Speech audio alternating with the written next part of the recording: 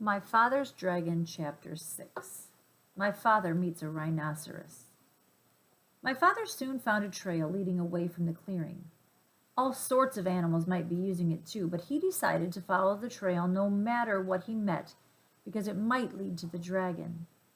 He kept a sharp lookout in front and behind and went on. Just as he was feeling quite safe, he came around a curve right behind the two wild boars. One of them was saying to the other, "Did you know that the tortoise thought they saw Monkey carrying his sick grandmother to the doctor's last night? But Monkey's grandmother died a week ago, so they must have seen something else. I wonder what it was." "I told you that there was an invasion afoot," said the other boar, "and I intend to find out what it is. I simply can't stand invasions." "Me neither," said a tiny little voice. "I mean, me neither." And my father knew that the mouse was there too. "Well," said the first boar, "you search the trail up this way to the dragon. I'll go back down the other way through the big clearing, and we'll send Mouse to watch the ocean rocks in case the invasion should decide to go away before we find it." My father hid behind a mahogany tree, just in time, and the first boar walked right past him. My father waited for the other boar to get a head start on him, but he didn't wait very long because he knew that when the first boar saw the tigers chewing gum in the clearing, he'd be even more suspicious.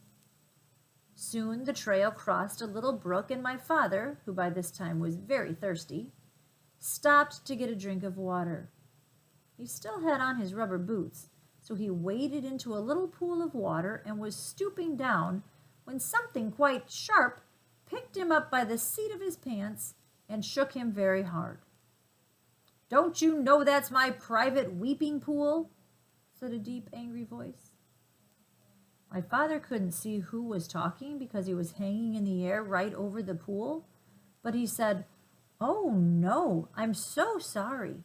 I didn't know that everybody had a private weeping pool." "Everybody doesn't," said the angry voice. "But I do because I have such a big thing to weep about, and I drowned everybody I find using my weeping pool." With that, the animal tossed my father up and down over the water. "What is it that you weep about so much?" asked my father, trying to get his breath, and he thought over all the things he had in his pack. "Oh, I have many things to weep about, but the biggest thing is the color of my tusk." My father squirmed every which way, trying to see the tusk, but it was through the seat of his pants where he couldn't possibly see it. "When I was a young rhinoceros, my tusk was pearly white," said the animal, and then my father knew that he was hanging by the seat of his pants from a rhinoceros's tusk. "But it has turned a nasty yellow-gray in my old age, and I find it very ugly. You see, everything else about me is ugly. But when I had a beautiful tusk, I didn't worry so much about the rest.